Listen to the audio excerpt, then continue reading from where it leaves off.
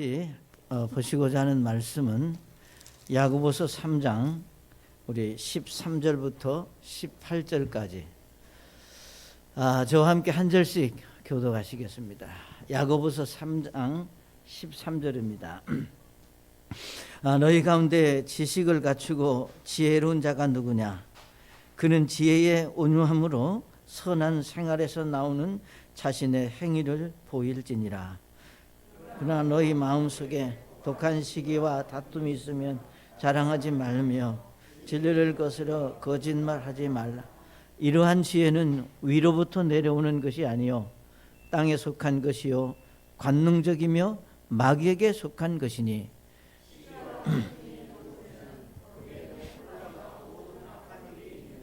그러나 위로부터 난 지혜는 첫째 순수하고 다음으로 화평하며 부드럽고 간청을 잘 들어주며 긍휼과 선한 열매로 가득하고 차별이 없고 위선이 없나니 의의 열매는 화평케 하는 자들의 화평 속에서 뿌려졌느니라. 아멘.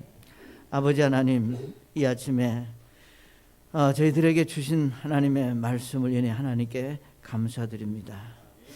아버지 하나님, 말씀을 태어나는 종의 마음과 생각을 주장하셔서 우리 주님이 온전히 전하시고자 하는 말씀이 바르게 선포될 수 있도록 은혜를 베풀어 주옵소서. 아버지 하나님, 이 시간을 통해서 하나님이 영광을 받으시기를 원하며 살아계신 예수님의 이름으로 기도드립니다. 아멘. 자리에 앉으시겠습니다. 우리 서집사님이 이제 개기도 가운데도 말씀을 하셨지만 오늘이 이제 금년 마지막 주일 드려지는 예배입니다. 우리가 시작과 끝이 대단히 중요하다고 그랬습니다. 물론 우리가 마지막이라고 하는 것은 이제 영원히 예배를 드릴 수 없다고 하는 것이 아니라 2020년을 이제 다시 우리 생애 속에서 만날 수 없는 소중한 날인데 성도들이 온전히 다 함께 모일 수 없다고 하는 것이 참 마음이 아프고 안타까움이 있습니다. 그러나 우리 믿는 것은 우리가 행하는 모든 일은 그냥 되어지는 일이 아니라 우리 하나님의 섭리 가운데 되어지는 일이다. 이렇게 믿음으로 받을 수 있다면 우리는 이 가운데서도 하나님께 감사할 수 있으리라고 믿습니다. 오늘 저는 우리 본문의 말씀을 통해서 하늘에 속한 지혜라고 해서 이제 한 3번에 걸쳐서 말씀을 드리고자 합니다. 이미 지난 시간도 말씀을 드렸지만 이 세상의 모든 사람들은 나름대로 다 지혜가 있고 똑똑합니다. 여러분 이제 여러분 스스로를 생각해봐도 여러분이 대단히 똑똑하고 지혜로운 사람들이죠. 모르겠어요. 여러분은 어떻게 생각할지 모르지만 저는 제가 나를 생각하면 내가 참 지혜가 있다. 근데 그 지혜는 다른 사람이 알아주고 인정하는 것이 아니라 내가 생각한다 그 말입니다. 그러니까 우리가 나름대로 다 지혜롭게 생각하면서 살아가고 있는데 그 지혜의 출처가 어디서 오는 것이냐? 우리가 지난 시간에는 우리가 땅에 속한 지혜가 있고 하늘에 속한 지혜가 있다고 말씀을 했습니다. 그러면 땅에 속한 지혜는 어디서 온 거냐? 땅, 세상, 곧 우리가 마귀 사단에게 속한 지혜고 우리 하늘에 속한 지혜는 위로부터 하나님께로부터 내려오는 지혜라고 말씀을 드렸습니다. 그러니까 우리가 대부분 이제 지혜롭게 사는데 마귀로부터 오는 지혜를 받고 사느냐 아니면 하나님께로부터 오는 지혜를 가지고 사느냐에 따라서 그의 삶의 모습이 달라진다는 겁니다. 그러니까 여기 말씀하신 대로 우리가 세상에 속한 땅에 속한 지혜는 여기 시기와 다툼이 있고 우리가 거짓된 자랑이 있다 그랬습니다. 그리고 결국은 그 결과는 뭐냐? 우리가 혼란과 악한 일들이 있을 것이다. 그러니까 우리가 우리 주변의 삶을 이제 이 세상이 우리가 혼란스럽고 악한 일들이 많이 일어나는 것은 끔찍끔찍한 일들이 이제 계속 일어나는 이유는 결국은 뭔가 하면 세상 사람들의 그 삶이 이제 땅에서 얻는, 즉 시기와 다툼과 거짓된 자랑으로 이제 그 지혜를 삼고 살기 때문에 결국은 혼란스럽고 악한 일이 우리 주변에 많이 일어난다고 하는 겁니다. 사랑하는 여러분, 오늘 이것은 우리가 예수님을 안 믿는 사람들에게만 국한돼서 지금 말씀을 드리는 것이 아닙니다. 우리가 예수 믿고 구원받은 그리스도인의 믿음을 가지고 있다 할지라도 여러분이 땅에 속한 지혜, 사단의 영향을 받으면 우리도 시기도 있고 다툼도 있고 질투도 있고 이제 악한 일들을 얼마든지 만들어낼 수 있다고 하는 겁니다. 그렇기 때문에 오늘 우리는 하나님의 말씀 속에서 이제 하늘에 속한, 즉 하나님께서 주시는 지혜를 우리 삶 속에서 배우고 그 말씀대로 우리가 살고자 하는 믿음이 전 여러분에게 있으시기를 바랍니다. 우리 야고보서 1장 17절에 이렇게 말씀을 했습니다. 모든 좋은 선물과 모든 완전한 선물은 위에서부터 오며 빛들의 아버지께로부터 내려오거니와 그분께는 변함도 없고 회전하는 그림자도 없느니라. 아멘. 하나님께서 주시는 이제 지혜, 즉 위로부터 주시는, 하나님이 선물로 주시는 그 지혜는 이제 온전히 우리 하나님께서 저와 여러분에게 주실 수 있는 유일한 것입니다. 그래서 오늘 이 말씀을 통해서 하늘에 속한 지혜, 우리가 어떻게 하면 이 하늘에 속한 지혜를 이렇게 사는 그런 그리스도인들이 될 수 있을까? 이것은 여러분의 어떤 생각이나 감정으로 되어지는 것이 아니다 그 말입니다. 내가 오늘부터 참 지혜롭게 살아야 되겠다, 그렇게 해서 되어질 수, 물론 어느 정도는 그것이 가능할지 모르지만 우리의 생각이나 감정이나 훈련, 교육으로 되어질 수 있는 것이 절대로 아니다. 이것은 온전히 하나님으로부터 내려오는 우리가 선물이고, 그 하나님이 주시고자 하는 그 선물을 받으려면 하나님이 그 기뻐하시고 원하시는 믿음의 사람으로 우리가 준비가 되면, 하나님께서 그 그릇이 준비되면 그 그릇에 이제 하나님이 위로부터 지혜로운 그 삶을 살 수 있도록 우리에게 주신다고 말씀하셨습니다. 자, 그러면 우리가 하늘에 속한 지혜의 특징들이 뭘까? 하늘에 속한 지혜는 과연 어떤 것이 있는가? 자, 첫째로 위로부터 난 지혜는 온유하다고 말씀을 했습니다. 우리 여기 13절에 보시면 이렇게 말씀을 했습니다. 너희 가운데 지식을 갖추고 지혜로운 자가 누구냐? 그는 지혜의 온유함으로 선한 생활에서 나오는 자신의 행위를 보일지니라. 이렇게 말씀을 했습니다. 여기 말씀하시기를 그는 지혜의 온유함으로 그랬습니다. 그러니까 우리가 하나님이 주시는 지혜의 이제 그 특징은 여기 온유함으로 우리에게 말씀을 했는데, 우리가 온유하다 이렇게 생각을 했을 때 참 저 양반은 참 온유하다 그러면 우리가 얼른 그 들을 때 우리 어감이 어떻게 들리는가 하면은 굉장히 착하고 점잖하고, 예를 들면 성질도 안 낼 것 같고, 이런 어떤 것들을 우리가 생각하기 쉽습니다. 물론 우리가 온유라고 하는 말은 착하고 착하고 이제 참 그 점잖은 그런 사람이라고 하는 개념이 그 속에 담겨져 있는 것은 사실입니다. 그러나 우리가 하나님께서 말씀하신, 성경에서 말씀하신 이 온유함이라고 하는 것은 그냥 착하고 유약하고 부드러운 그런 성품을 말하는 것이 아니라, 이 온유함이라고 하는 것은 무엇을 말하는가 하면은 우리가 통제되고 절제된, 그러니까 정말 막 감정이 예를 들면 끌어나고 화가 나고 막 올라오는 그것들을 우리가 잘 조절해서, 감정이든 말이든 행동이든 그것을 조절할 수 있는 어떤 능력, 그 힘을 우리가 성경에서는 온유함이라고 이렇게 말씀을 하셨습니다. 사랑하는 여러분, 오늘 우리가 잘 아는 것은 우리가 하나님의 말씀을 통해서 이제 여기서 우리가 온유한 사람이 된다고 하는 것은 마치 이제 다른 것으로 비유적으로 말한다면 우리가 정말 그 힘이 펄펄 나는, 아주 그 뭐라 그럴까, 가격하고 막 그냥 천둥 그 뭐랄까 천지지팡 아이고 막 이게 말이 꼬이네. 천방지축으로 막 날뛰는 야생마를, 예를 들면 조련사가 이제 훈련을 잘해서 온순한 말로 만들잖아요. 그러니까 우리가 어떻게 보면은 우리가 조절되어지지 않고 우리가 다스려지지 않냐면 우리 근본적으로 우리 사람의 마음은 마치 훈련되지 못한 말과 같다 그 말입니다. 자기 하고 싶은 대로 말하고 소리 지르고 싶으면 지르고, 이게 하나님을 믿는 사람들이 되어질 일은 절대로 아닙니다.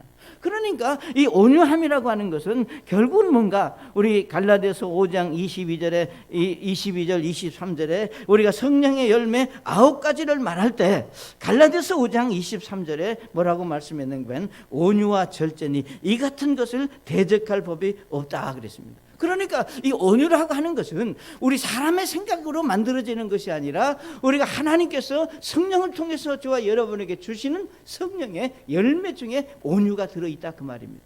자, 그러면 우리가 예수님을 구주로 믿고 구원받은 그리스도인들에게, 여러분이 잘 아시는 대로 내가 예수 믿고 구원받았다고 하는 말은 우리가 하나님의 성령께서 우리 안에 와 계셨다고 하는 겁니다. 그러니까 성령이 우리 안에 내주하셔서 내 생각을 다스리고 내 감정을 다스리고 내 말하는 것을 다스리고 내가 행동하는 것을 다스리는 것이 예수님을 믿는 그리스도인들의 삶의 모습이라고 하는 것을 성경은 우리에게 말씀했습니다. 그러니까 하나님의 성령이 우리 안에 임했으면 우리 안에 오신 성령님께서 저와 여러분에게 원하는 것은 뭔가 하면은 하나님께서 전해주시는 하나님의 말씀에 우리가 순종하는 삶을 사는 것을 말씀했다 그 말입니다.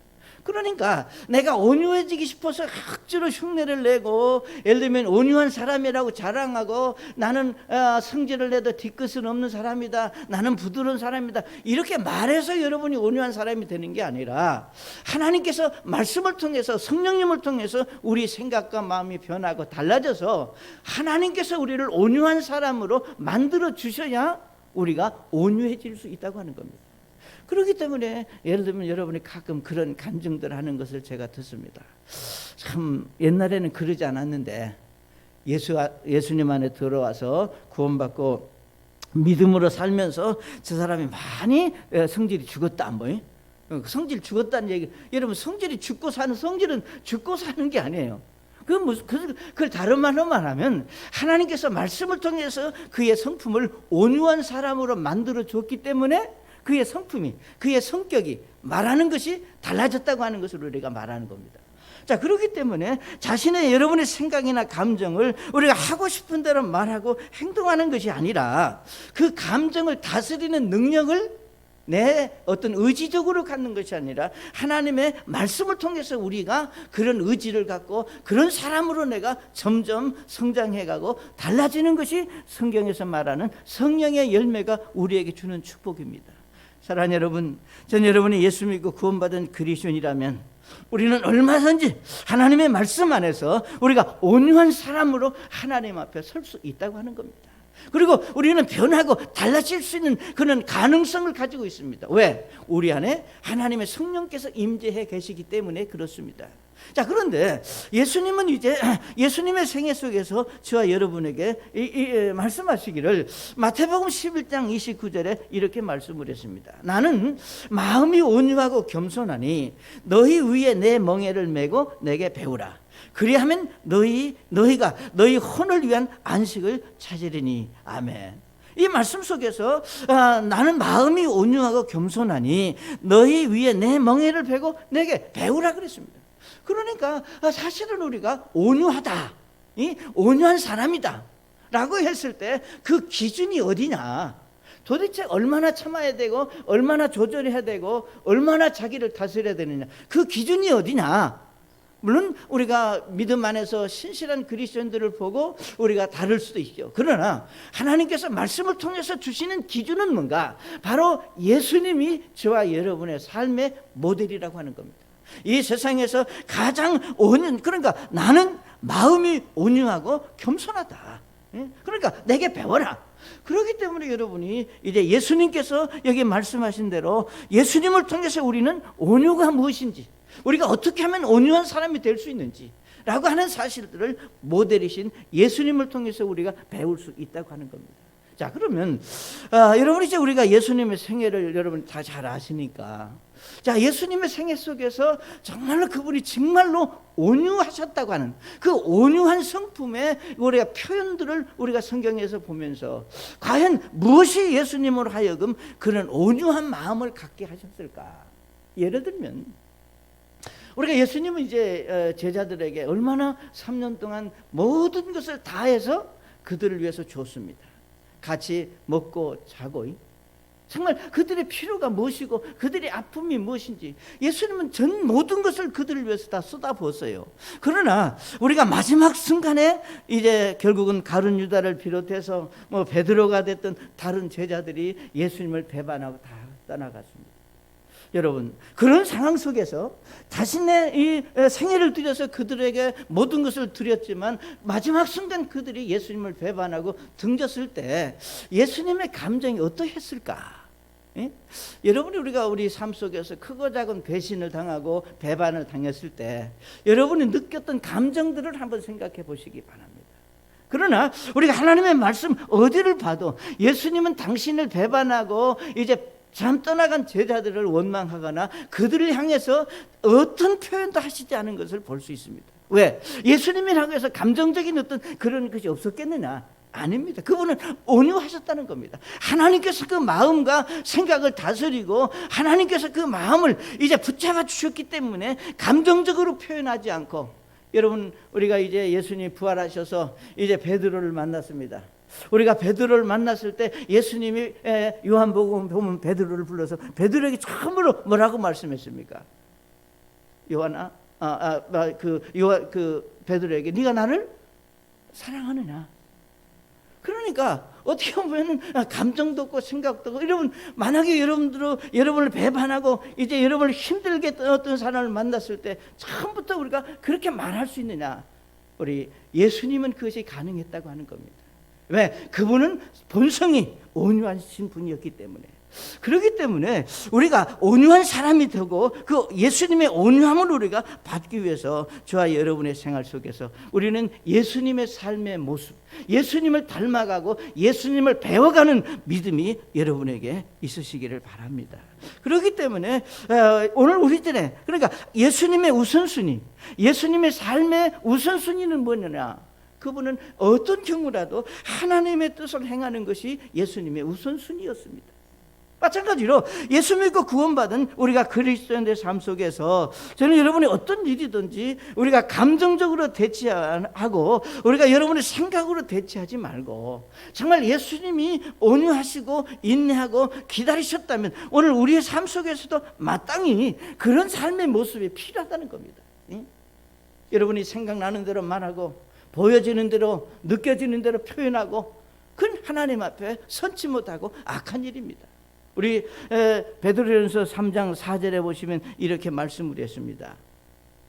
오직 마음에 감춰진 사랑으로 하되 썩지 아니하는 것, 즉 온유하고 조용한 영의 장식으로 할지니 그것은 하나님의 눈앞에서 지극히 값진 것이다 그랬습니다. 여기 말씀하시기를 우리 스스로의 삶을 우리가 가꾸고 우리를 예를 들면 다듬을 때 이제 보여지는 금이나 은이나 외모적인 것으로 나를 가꾸고 다듬는 것보다 여기 조용한 영의, 그러니까 온유하고 조용한 영의 장식이라 그랬습니다. 온유하고 조용하다고 하는 말이 무슨 말이겠어요? 우리가 온유하고 조용하다고 하는 것은 우리가 참 편안하게, 여러분 화내지 말고 감정 섞이지 말고, 그러니까 우리가 말이면 다 말이 아니잖아요. 같은 말이라면 우리가 감정 섞이지 말고 화내지 말고 조용하고 편안하게 말할 수 있는 그런 믿음의 사람들이 될 때 그것이 바로 예수님이 주시는 온유함이고 위로부터 하나님이 성령을 통해서 우리에게 변화시켜 주시는 하나님의 선물입니다. 사랑하는 여러분, 우리 모두 다 예수님 안에서 참 온유함의 믿음의 성도들이 될 수 있기를 바랍니다. 두 번째로 우리가 이 말씀에서 이제 볼 수 있는 것은 위로부터 난 지혜는 우리가 순수하다 그렇게 말씀을 했습니다. 여기 17절에 말씀하시기를 그러나 위로부터 난 지혜는 첫째 우리가 순수하고 그랬습니다. 자, 여러분이 아시는 대로 우리가 순수하다고 하는 말은 뭐죠? 예를 들면 우리가 가끔 나는 참 순수한 사람이야. 그 무슨 말이에요? 내 얼굴은 참 순수하다. 나는 참 생각이 순수하다. 이건 뭔가 다른 이물질이, 다른 것들이 내 속에 섞이지 않은 그 원래 자체를 우리가 말하는 겁니다. 그러니까 사실 우리의 삶 속에서 정말로 우리가 중요한 본질보다 우리가 비본질적인 문제 때문에 우리가 힘들고 어려움을 겪는 경우가 너무 많다고 하는 겁니다. 그러니까 여기 순수하다고 하는 것은 원래 그 모습은 잘못이 없는데 그 모습에 다른 것들이 자꾸 곁들여져서 우리가 순수성을 잃어버리기 때문에, 그러니까 저와 여러분이 신앙생활 속에서 우리가 순수성을 잃어버리면, 우리가 원래 가지고 있었던 신앙의 본질을 우리가 잃어버리면 결국은 그 다음에는 우리가 어떻게 변하고 달라질지 우리가 아무도 모릅니다. 사랑하는 여러분, 어떤 사람은 그래서 우리가 지혜롭게 처신하고 똑똑하기는 한데 어딘가 모르게 순수하지 못한 그런 모습들을 우리가 보게 됩니다. 그럼 우리가 참 지혜롭게 굉장히 똑똑하고 우리가 처신을 잘하는데 우리가 느낌 속에서 순수하지 못한다 그러면 그 말은 저 사람 속에는 뭔가 꿍꿍이가 있다. 저렇게 말은 이쁘고 잘하는데 그 말 속에 뭔가 자기 생각을 숨기고 있다. 이렇게 우리가 말하잖아요. 사랑하는 여러분, 우리는 하나님 앞에 우리는 순수해야 된다고 하는 것, 즉 위로부터 난 주에는 우리가 순수하다고 하는 이 사실은 결국은 무엇을 말하는가 하면 우리 인간적인 생각이나 여러분의 어떤 얄팍한 이제 계획으로 나를 꾸미고 자랑하고 우리가 겉으로 드러내려고 하지 말고 하나님께서 말씀을 통해서 주시는 그 믿음의 본질을 우리가 바르게 지킬 줄 아는 그런 삶이 저와 여러분에게 필요하다고 하는 겁니다. 자, 그래서 성경에서 말하는 이 순수함의 이제 극치, 순수함의 그 원리, 원칙은 어디서 나오느냐? 바로 하나님 본인이 순수하셨다고 말입니다. 하나님은 그 어떤 이물질도 함께하지 않은 하나님 자체였습니다. 자, 그래서 이 하나님의 순수함을 불순물이 전혀 우리가 개입하지 않는 것을 우리가 다른 말로 말하면 우리가 깨끗하다, 그 다음에 거룩하다, 이렇게 표현을 하는 겁니다. 그래서 우리가 하나님은 순수하시고 거룩하신 분입니다. 그래서 우리 베드로전서 1장 15절에 이렇게 말씀을 했습니다. 베드로전서 1장 15절에 오직 너희를 부르신 분께서 거룩하신 것 같이 너희도 온갖 행실에서 거룩할지니라. 기록된 바 내가 거룩하니 너희도 거룩하라 하셨느니라. 아멘. 그러니까 하나님이 거룩하신 분이라면 하나님을 믿는 성도들도 마땅히 우리가 거룩해야 된다고 하는 것을 성경은 우리에게 말씀합니다.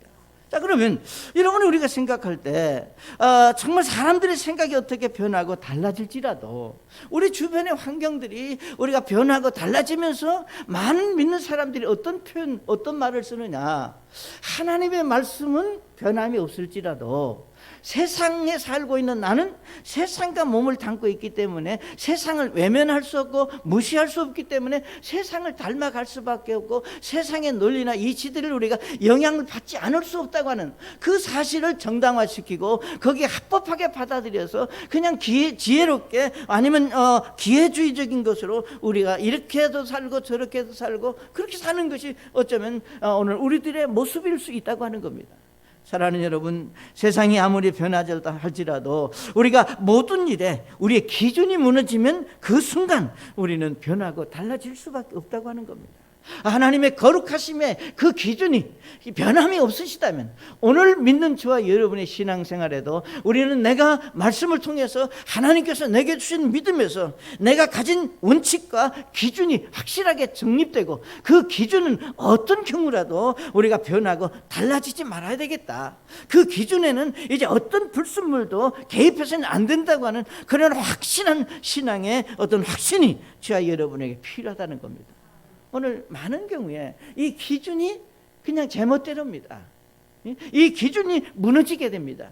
자, 그렇기 때문에 데살로니가전서 4장 7절에 말씀하시기를 하나님께서 우리를 부정함에 이르도록 부르지 아니하시고 하나님이 저와 여러분을 구원받아 오늘 여기까지 있게 하신 것은 우리 여기서 부정함이라고 하는 것은 여러분의 마음대로 생각대로 좋은 대로 살도록 우리를 부르신 것이 아니고 거룩함에 이르도록 부르셨나니. 아멘.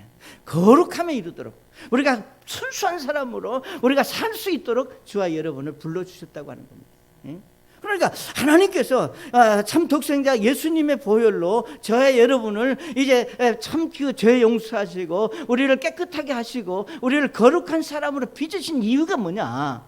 바로 이 죄악된 세상에서, 악한 세상에서 여기 말씀하신 대로 거룩함, 하나님을 닮아가는, 하나님이 원하는 사람으로 우리가 살아갈 수 있도록, 그래서 거룩함에 이르도록 우리를 부르셨다.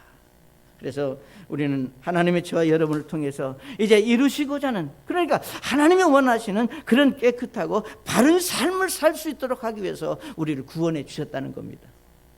만약에 여러분이 내가 예수 믿고 구원받은 그리스도인이요, 내가 하나님의 사람이라고 하는 것을 간증하면서도 여러분이 원하는 대로, 여러분이 하고 싶은 대로 산다면 그것은 여러분이 거룩함에 이르는 그리스도인이 아닙니다. 세상은 뭐라고 말하든 여러분 하나님의 말씀 안으로 돌아와 보면, 우리가 사도 바울이 디모데 후서에 이제 그 디모데에게 이렇게 말씀을 했습니다. 디모데후서 2장 20절에 잘 아시는 대로, 그러나 큰 집에는 금그릇과 은그릇뿐 아니라 나무 그릇과 질그릇도 있어 어떤 것들은 존귀에 이르고 어떤 것들은 수치에 이른다 그랬습니다. 사랑하는 여러분, 자, 어떤 것은 존귀한 그릇이 될 수 있고 어떤 것은 수치에 이르는 그릇이 될 수 있는데, 그 기준점이 뭐냐? 21절에 말하기를, 그러므로 사람이 이런 것들로부터 자기를 깨끗하게 하면 존귀에 이르는 그릇 곧 거룩히 구별되어 주인이 쓰시기에 합당하며 모든 선한 일에 예비된 그릇이 되리라. 아멘. 그러니까 우리는 우리의 그릇을, 이 그릇이라고 하는 것은 바로 여러분 자신의 몸을 말하는 겁니다. 여러분의 자신의 삶을 말하는 겁니다. 그렇기 때문에 우리가 예수 믿고 구원받은 그리스도인들은 이 몸이 그냥 몸이 아니라, 이게 그냥 몸이 아니잖아요. 우리가 하나님의 성령께서 거하는 하나님의 집이라고 말씀했습니다. 우리는 예루살렘에 가야 하나님의 집이 있는 것이 아니라 바로 예수 믿고 구원받은 그리스도인 자체가 하나님의 성령께서 거하시는 하나님의 집이고 하나님의 처소입니다. 그렇기 때문에 우리는 우리 몸을 거룩하게 깨끗하게 잘 관리할 필요가 있는데, 그 거룩하게 관리한다고 하는 것이 뭐냐? 여기 말씀하시기를, 이런 것들로부터 자기를 깨끗하게 하면, 이런 것이라고 하는 것이 앞에서 말한 죄에서 나를 깨끗하게 하면, 그러니까 우리가 예수 믿는 사람, 내 감정대로 내 욕구대로 사는 사람이 아닙니다. 여러분이 이미 말씀을 드렸던 대로 우리가 하고 싶은 대로 사는 사람이 아니라, 우리는 하나님의 성령께서 내 마음에 감동을 주시고 성령께서 말씀해 주시는, 즉 하나님께서 말씀해 주시는 말씀에 의해서 우리의 삶이 이루어지는 것이지 내 생각대로 사는 사람이 아니다 그 말이에요. 그러니까 이런 것이라고 하는 것은 이 세상의 제도나 이 세상의 습관이나 전통이나 의식이나 그런 모든 것들에서 나를 깨끗하게 하면 내가 하나님 앞에 귀한 그릇이 되어서 하나님의 쓰시기에 합당한 그릇으로 우리가 준비될 수 있다. 사랑하는 여러분, 우리가 거룩한 깨끗한 그릇으로 이 제약된 세상에서 우리가 하나님 앞에 귀하게 쓰일 수 있는 순수한 그리스도인의 믿음이 여러분에게 있으시기를 바랍니다. 그래서 저 양반은 참 순수하다. 그래서 우리는 들어보면 알잖아요. 만나보면 알잖아요. 순수한 사람은 악의가 없습니다. 순수한 사람은 자기의 유익을 추구하지 않습니다. 자, 세 번째로 우리 하나님 위로부터 난 지혜는, 첫째로는 온유하고, 두 번째로는 순수하고, 세 번째로 위로부터 난 지혜는 화평입니다. 자, 우리가 마음이 순수하면 그 자체가 뭐예요? 편안합니다. 그러니까 머리가 복잡하고 악한 생각을 가지고 욕심이 많고 막 어디 갔든지 인정을 받아야 되고 머리 쓰는 사람들은요 항상 마음이 편안함이 없어요. 그렇다고 해서 난 그런 사람도 아닌데 내가 왜 그럴까? 그러나 하나님의 말씀은 절대 거짓이 없습니다. 정말로 여러분의 마음이 평안치 못할 때는 그럴 만한 이유가 분명히 있습니다. 자, 그런데 여기 말씀하시기를 순수함이 없는 사람을 만나면 그곳에 항상 뭐가 있느냐? 다툼과 혼란이 있습니다. 그러나 순수한 사람을 만나면 그 자체가 화평입니다. 자, 하나님께서 우리 구원받은 그리스도인들에게 주신 명령이, 말씀이 많이 있지만 우리가 마태복음을 읽어보시면 한 율법사라고 하는 것은 여러분이 아시는데 성경에 대해서 잘 아는 사람입니다. 우리가 성경에 대해서 잘 아는 사람이 이제 예수님을 믿고자 하는 마음보다 저 양반이 얼마나 알고 있는지 내가 한번 시험해 봐야 되겠다, 이런 악한 감정을 가지고 예수님에게 찾아와서 예수님, 선한 일이 뭡니까? 어떻게 해야 하나님의 말씀을 잘 섬길 수 있는 사람이 될 수 있습니까? 이렇게 물어봤습니다. 그러니까 예수님께서 그 친구에게 뭐라고 말씀했는가 하면 이렇게 말씀했습니다. 마태복음 22장 37절에 예수님께서 그에게 이르시되 너는 네 마음을 다하고 혼을 다하고 생각을 다하여 주 내 하나님을 사랑하라.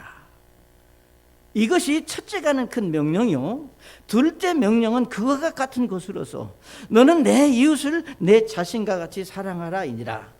모든 율법과 대언자들의 글이 이 두 명령에 매달려 있느니라 하시니라 라고 말씀을 했습니다.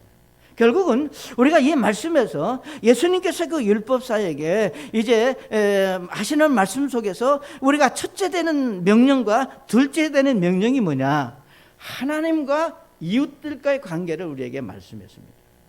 사랑하는 여러분, 결국은 우리가 평안하지 못한 이유, 여러분의 마음의 평안을 잃어버리는 이유, 물론 여러 가지가 있겠지만 궁극적으로 잘 생각해 보면 관계입니다.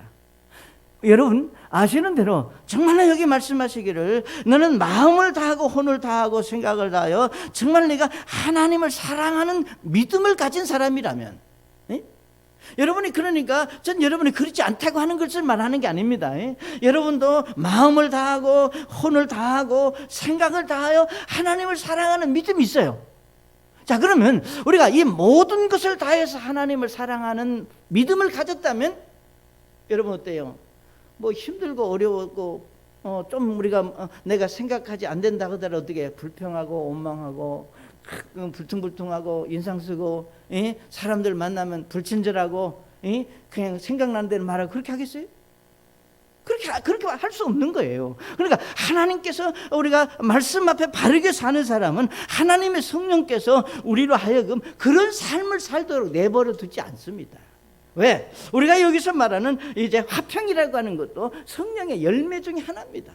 그러니까 하나님의 성령께서 정말 우리가 하나님의 말씀에 합당한 대로 하나님을 사랑하고 섬기는 사람의 그 마음 가운데는 이 화평을 주셨기 때문에 여러분이 그렇게 할 수 없다. 그런데 우리가 이 말씀하신 대로 그러하지 못하기 때문에, 그리고 여기서 말하기를 이제 너는 내 이웃을 자신과 같이 사랑하라 그랬습니다. 그럼 우리가 예를 들면 근본적으로 여기서 말하는 이제 하나님을 사랑하고 이웃을 사랑하는 것, 그래서 화평의 결과는, 화평을 근원적으로 우리가 얻을 수 있는 방법은 뭐냐, 하나님의 말씀대로 사랑함이 우리에게 필요하다는 겁니다. 그러니까 여기 결국은 화평의 결국은 하나님을 사랑하는 믿음에서 나오는 것입니다. 우리 여러분이 하나님을 이제 사랑하는 자들이고 하나님의 말씀에 순종하게 되면 그 순종의 결과가 결국은 뭔가, 나 마음속에 하나님과의 관계, 화평이라고 하는 관계잖아요. 하나님과의 관계가 좋은 거, 영적인 상태가 우리가 좋다는 얘기입니다. 이것을 다른 말로 말하면 우리가 성령 충만함이라고 이렇게 말할 수 있습니다. 그러니까 여러분이 성령 충만함이 있으면, 여러분 어떤 일을 만나더라도 이 성령 충만하면 어떤 능력이 있느냐, 그 성령께서 내 마음과 생각을 다스리고 지배하기 때문에 어떤 일들을 우리가 만나더라도 그것 때문에 요동하거나 그것 때문에 감정의 기복이 있지 않다는 거예요. 그런데 우리가 구원받은 그리스도인의 믿음은 분명히 있습니다. 그렇지만 성령께서 내 마음을 화평하도록 다스려 주지 못하면 우리는 화평의 반대가 뭐예요? 불평입니다. 원망입니다. 결코 우리가 이 세상에서 구원받은 그리스도인이 그런 삶을 사는 것은 하나님이 기뻐하는, 하나님이 원하는 삶이 아닙니다. 그래서 우리가 화평의 지혜, 화평은 결국은 무엇으로 말하느냐, 하나님과의 관계가 화평스럽고 내가 이웃들과의 관계가 화평하면 그 결과로 내게 주어지는 것이 뭐냐, 평안입니다. 그러니까 참 마음이 편한 사람은 사람들이 어떻게 보든지 하나님과의 관계가 화평스럽고 이웃들과의 관계도 화평하다는 거예요. 그러니까 여러분이 상대적으로 마음이 편하지 못하면 둘 중에 하나입니다. 하나님과의 관계가 원만하지 못하든지 이웃들과의 관계가 원만하지 못하든지, 이 두 가지 이유 때문에 내 마음이 편안하지 못하는 거예요. 왜 그런가? 우리 요한복음 14장 27절에 예수님이 이렇게 말씀했습니다. 내가 너희에게 평안을 남기노니 곧 나의 평안을 너희에게 주노라. 세상이 주는 것과 달리 내가 너희에게 주노니 너희는 마음에 근심하지도 말고 두려워하지도 말라. 아멘. 이 말씀에서 내가 너희에게 평안을 준다 그랬는데, 이 하나님께서 저와 여러분에게 평안을 주시기 위해서는 먼저 무엇이 있어야 되느냐? 하나님과 화평의 관계가 되어졌을 때 하나님이 내게 평안을 주신다 그 말입니다. 자, 이웃들과도 내가 그 사람이 나를 기분 좋고 편안하게 하려면 그 사람들의 관계가 화평스러워야 돼요. 여러분, 우리가 우리 가정에서도 가족들 간에 서로가 화평한 관계가 있으면 행복한 거예요. 그것이 얼마나 좋아요. 근데 이웃이야 어디든지 간에 화평한 관계가 안 되면 그게 힘든 거예요. 그렇다고 해서 힘들다고 말도 못하고, 그러니까 상대적으로 하나님이 그리스도인들에게 주신 평안을 우리가 잃어버린다고 하는 겁니다. 그래서 우리 하나님이 주시는 평안은 결국 우리가 하나님과의 화평을 통해서 주시는 선물이다. 응? 자, 사랑하는 여러분, 그러면 우리가 하나님을 사랑하고 이웃을 사랑하는 믿음으로 하나님과 주변의 사람들과 화평의 관계를 우리가 유지하기 위해서 우리가 어떻게 하면 하나님과의 화평의 관계, 이웃들과의 화평의 관계를 유지할 거냐? 방법은 하나밖에 없습니다. 하나님의 말씀에 순종할 수밖에 없다 그 말이에요. 우리 로마서 12장 18절 이렇게 말씀했습니다. 가능하다면, 이 말은 무슨 가능하다, 이 말은 할 수 있다면, 할 수 없을지라도 그렇게 해라 그 말이에요. 예? 가능하다면 너희가 할 수 있는 대로 모든 사람과 화평하게 되느라. 아멘. 그 여러분, 우리가 살면서 우리는 여러분의 어떤 그 삶의 어떤 경험과 지식으로 가깝게 지내야 될 사람이 있고, 어디에 가깝게 지내서는 안 될 사람이 있죠. 꼭 있어요. 저 사람 상대하면 안 된다. 물론 우리가 어느 정도 이해가 될 수 있어요. 그러나 그건 우리 사람의 이해지, 하나님의 말씀으로 우리가 들어가 보면 우리가 하나님 보시기에 여러 사람의 차별이 있어요, 없어요? 없어요. 진짜 없는 겁니다. 그런데 하나님 우리 사람을 차별하지 않고 공일하게, 우리가 동일하게 대해주셨는데 하나님을 믿는 사람들은 사람을 차별한다 그 말이에요. 그러니까 결국은 우리가 하나님께서 말씀하시는 말씀은 우리가 할 수 있는 대로, 이 말은 다른 말로 말하면 최선을 다해서, 예를 들면 최선을 다했는데도 안 되는 것까지 하라고 말씀하지 않은 거예요. 그러니까 여기서 말하는 할 수 있는 데라고 하는 말은 할 수 있는 최선을 다해서 미운 사람, 싫은 사람, 보기 싫은 사람, 꼴 보기 싫은 사람, 이제 이런 사람들이 만나도 그 사람을 사랑할 수 있는, 그러니까 그 사람과 화평하게 지내려고 하는 노력이 여러분에게 필요하다 그 말입니다. 근데 우리는 노력 자체도 안 하려고 한다면 결국은 상대적으로 피해를 보고 손해를 보는 건 뭐냐? 우리 안에 하나님의 평안을 잃어버립니다. 사랑하는 여러분, 사람이 평안을 잃어버린다고 하는 것, 사람의 삶 속에 평안이 없다고 하는 것 같이 고통과 아픔은 없습니다. 그건 어떤 물질로도 해결될 수 있는 게 아닙니다. 이거는 하나님이, 그러니까 우리 요한복음 14장 27절에 말씀하신 대로 이 내가 너에게 주는 이 평안은 우리가 세상이 주는 것 같이 주는 것과 다르다. 세상에서 얻을 수 있는 평안도 많아요. 그렇지만 하나님이 주신 평안은 세상에서 주는 평안하고 근원적으로 다르다는 거예요. 그래서 저는 그리스도인들이 구원받는 것은 은혜로, 정말 우리가 아무 대가 없이 구원을 받았지만 우리가 구원받고 하나님의 섭리를 우리 삶 속에 적용하고 그 하나님의 뜻을 이루어가는 과정 속에서는 여러분의 인내가 필요하고, 여러분의 애씀이 필요하고, 여러분의 기도가 필요하고, 여러분의 수고가 필요하다는 겁니다. 그냥 얻어질 수 있는 것은 없습니다. 자, 그렇기 때문에 우리가 정말 하나님이 주시는 그런 평안을 얻기 위해서는 여러분 하나님 앞에 화평의 관계가 돼야 되겠고, 내 이웃들과도 우리가 화평한 관계. 그러니까 우리 로마서 이제 12장 계속해서 뭐라고 말씀했습니까? 도대체 그 사람, 로마서 12장 19절에 이렇게 말씀했습니다. 극진히 사랑하는 자들아, 너희가 스스로 원수를 갚지 말고 도리어 진노하심에 맡기라. 기록된 바 원수 갚는 것은 내 것이니 내가 갚으리라 주가 말하느라 하였느니라. 아멘. 이 말은 굉장히 저와 여러분에게 전 위로가 되고 힘이 되는 말씀입니다. 왜냐? 우리가 18절에 뭐라 그랬어요? 할 수 있는 대로 모든 사람과 화평하게 지내라 그랬잖아요. 근데 나는 저 사람하고 도저히 화평하고 지내고 싶지 않아. 나는 그러고 싶지 않아요. 그러면 우리가 19절에 가서 너희 스스로 원수 갚는 것을, 그러니까 우리가 화평하고 싶지 않은 사람은 누구냐? 원수라 그런 얘기예요. 보고 싶지 않은 사람. 그러면 여기 말하기를 기록된 바 원수 갚는 일은 내 것이니 내가 갚으리라 이렇게 말씀했어요. 그리고 우리가 하나님, 난 저 사람 도저히 화평할 수 없습니다. 그러니 하나님께서 화평하게 해달라고 하나님께 맡기라 그 말이에요. 그러니까 우리 이제 20절에도 그러므로 내 원수가 줄이거든 그를 먹이고 그가 목마르거든 그에게 마실 것을 주라. 그리함으로 내가 그 머리 위에 숯불을 쌓으리라. 악에게 지지 말고 도리어 선을 악으로 이기라. 이것은 하나님이 주시는 선물입니다. 그러니까 우리가 이 모든 사람과 화평하게 지내기 위해서 우리가 할 수 없는 것까지 주님께서 무조건 저 사람하고 화평하게 지내라 그게 아니에요.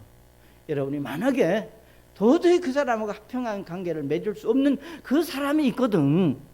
정말 그 사람, 그 사건, 그 일을 놓고 하나님 앞에 가지고 와서 하나님, 나는 그러고 싶은데 나는 도저히 그럴 수 없습니다. 하나님이 그럴 수 있는 마음으로 내 마음을 바꿔주시도록 하나님 앞에 기도하는 여러분이 되시기 바랍니다. 그러니까 하나님께서 여러분의 마음을 바꿔주시면 원수도 어떻게 해요? 사랑할 수 있어요. 근데 내 감정으로는 그게 불가능해. 내 생각으로는. 그렇기 때문에 우리가 어떻게 보면 이기적인 생각일 수 있습니다. 내가 평안하기 위해서 다른 사람하고 화평하게 지내야 되느냐? 맞습니다. 내가 하나님이 주시는 내 평안을 유지해서, 그리스도인이 주시는 행복을 위해서, 그리스도인이 하나님으로부터 받는 놀라운 그 지혜로운 삶을 위해서 우리는 하나님의 말씀이 강권하는 그 말씀 앞에 우리는 도저히 화목할 수 없는 사람이라 할지라도 화평하게 지내고자 하는 노력이 뭔가, 내가 어떻게 하면 저 사람하고 우리가 화평하게 지낼 수 있을까? 그냥 나는 싫다 포기해버리지 말고, 그래서 이제 방법적으로 여기 말씀하신 대로 그를 내 원수가 줄이거든 먹이고 목마르거든 그에게 마실 것을 주라. 그리함으로 내가 그 머리 위에 숯불을 쌓으리라 그랬습니다. 그의 연약함을 알고 정말 그의 필요가 무엇인지 알고 그를 불쌍히 여길 수 있는 그런 마음으로 우리가 다가간다면, 여러분 여기 말씀하시기를 목마른 사람에게 마실 물을 주면 뭐라 그러겠어요? 원수가 주는 거 나는 안 마시겠다고 말하는 사람이 있을 수도 있습니다. 그러나 대체적으로 우리는 그런 자기의 필요를 알고 다가오는 사람이 있다면 그를 감정적으로 받는 것이 아니라 있는 그대로 사랑으로 받을 수 있는, 다시 말하면 하나님께서 그 감정과 마음을 만지실 수 있는 그런 기회를 우리가 만들어 갈 수 있다고 하는 겁니다. 사랑하는 여러분, 우리가 이 땅에서 나오는 지혜는 시기하고 다투고 거짓말하고, 그러니까 맨날 싸우고 요란하고 죄 악한 일들이 일어나는 것이 땅에서 얻는 지혜지만, 위로부터 하나님으로부터 내려오는 지혜는 우리가 온유한 사람 우리를 만들어줍니다. 그리고 이제 우리를 순수한 하나님의 거룩한 사람으로 빚어 주십니다. 그리고 우리를 화평한 사람으로 만들어 주십니다. 이런 모든 것들이 성령의 열매 가운데 우리에게 임할 하나님의 축복입니다. 사랑하는 여러분, 우리 모두 다 하나님이 주시는, 즉 하늘에 속한 지혜로 우리가 이 험난한 이 악한 세상에서 우리가 믿음의 승리가 있는 그런 삶이 여러분에게 있으시기를 바랍니다. 우리 잠깐 눈을 감으시고, 사랑하는 여러분, 오늘 함께 말씀 앞에 우리 자신을 돌아볼 수 있기를 원합니다. 정말 우리가 어떻게 이제 2020년을 살아왔고 또 지금 내 모습이 어떤지, 정말 하나님의 말씀 앞에 내가 평안하지 못하다면 그 이유가 어디에 있는지 나 자신을 돌아보고 우리 하나님 앞에 바르게 내 자신을 내어놓는 겸손함이 여러분에게 있으시기를 바랍니다. 목사님, 내가 오늘 말씀을 들으면서 내가 주님 앞에 참 자백하고 회개할 일이 있습니다. 내가 그런 심령으로 주님 앞에 내 자신을 내어놓기 원합니다. 그런 분 계시지 않습니까? 아멘, 아멘, 아멘, 아멘. 여러분, 우리 모두 예수 안에 하나님께서 하늘로부터 내려온 지혜가 여러분에게 풍성한 삶이 될 수 있기를 원합니다. 우리 시간 다 같이 일어나서 찬송가 493장 찬송하시겠습니다.